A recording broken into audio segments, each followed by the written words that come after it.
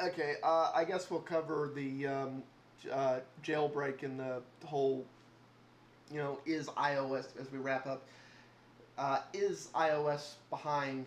We talked about this yesterday. Y'all have any new thoughts since then, or any points you want to rehash on this?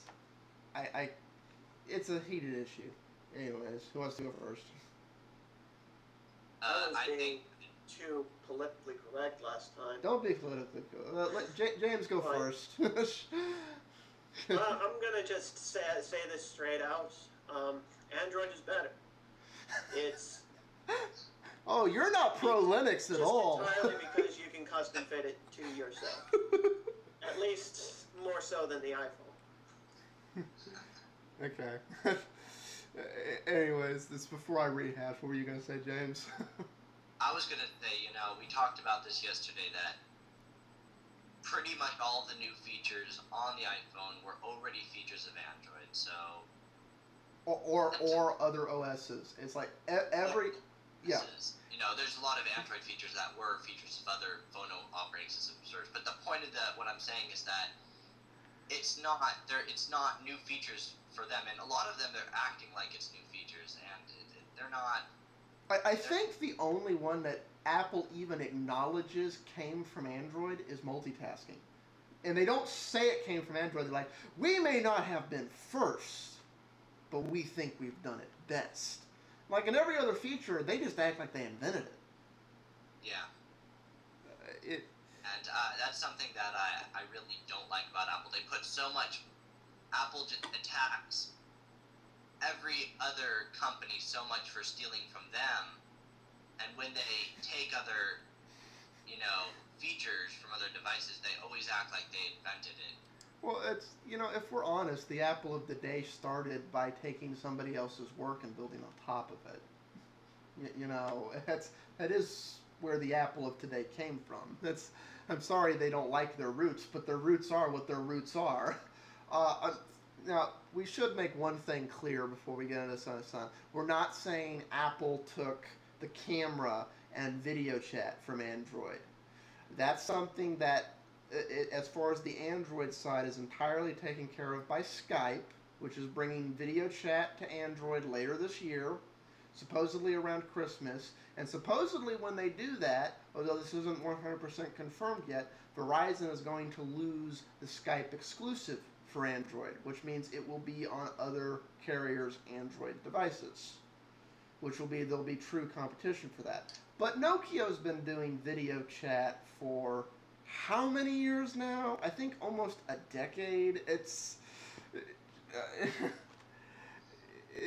not a new technology, and in all fairness, it's been around since the 60s. So that's it's honestly, I still feel, even though Apple with iOS 4 caught up to a lot of the things others were doing, they haven't caught up to what others are now doing. Well, I will say something though, that I don't think that they're leading the pack in, if you add everything together, I don't think that they're leading the pack. However, some of the things that Apple products do nice, in fact, one of the things that I do find that they do nice is that the animation on them, just moving the screen, touching things, moving things around, is smooth. It's very, very smooth. And, that's starting to stop now with the newer Android devices, but it's still just not as smooth as I see on the iPhone. It's still... I've noticed that. It makes a difference on two things. A, whether or not your Android device has the Snapdragon processor. If your Android device has that gigahertz, it does not lag like that. The other thing is how many background applications you have running. And this is the real reason Apple is afraid of multitasking. Because if you get too much multitasking going on, you inevitably get lag. It's just going to happen. There's only so many resources on a device. If you overload it, it's going to lag. But the and I didn't know this until Tiny got a Nexus 1. But he got a Nexus 1. We've played around with it now. without any additional UIs plugged on top of Android. Things like Sense UI and Moto Blur and everything else. If you're just using the built-in Android UI, which is what the Nexus One does, and I'm still pissed out the wazoo that Google is abandoning the Nexus line and not pushing that unifying influence it could have had. None of that lag exists at all.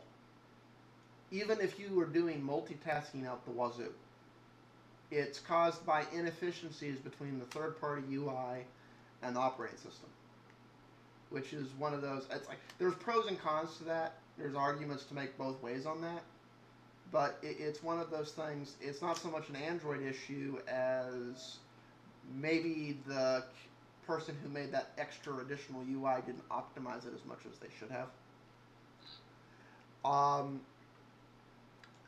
And there's that stuff. What I'm actually worried about here, although there's evidence that Apple may realize this is going to be a problem going forward, but whether or not they're going to address it in the next calendar year, I forget what it is. There's a kit, I was reading up on this, in the iPhone 4 that has support for multi-core processors. So maybe Apple isn't completely ignoring this like I thought they were yesterday.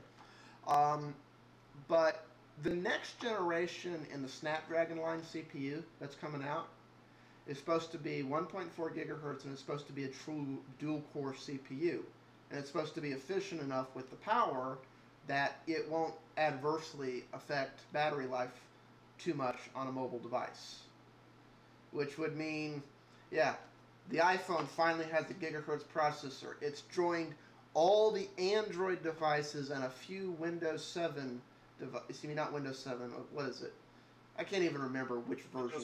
Windows Mobile 7, yes, that have gigahertz chips. There's no Palm devices that have gigahertz chips yet. Whether or not we'll see any is going to depend on HP.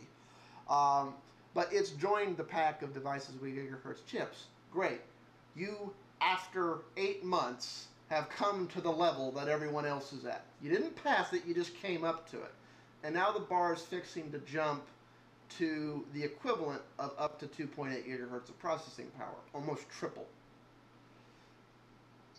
I just feel like these devices are about to become excessively dated. Yeah, it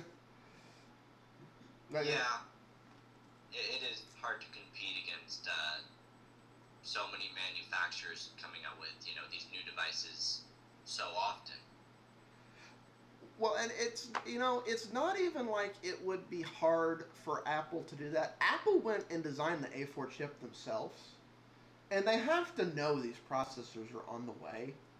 So it really makes you wonder. It's like, why only bring the bar up to where it is today? If you're only going to release once a year, shouldn't you go, okay, the bar's here today, so we need to at least halfway leap over that bar so we don't become completely outdated in 3 to 6 months? I've never got why Apple doesn't adopt that philosophy. They would charge like twice as much if they did. Well, given what they charge, it kind of... I don't know. Maybe I'm expecting too much out of Apple. So I'm expecting them to provide a good quality device that you actually want to get longevity out of. Oh my God, what am I asking Apple to do? Make it... Oh.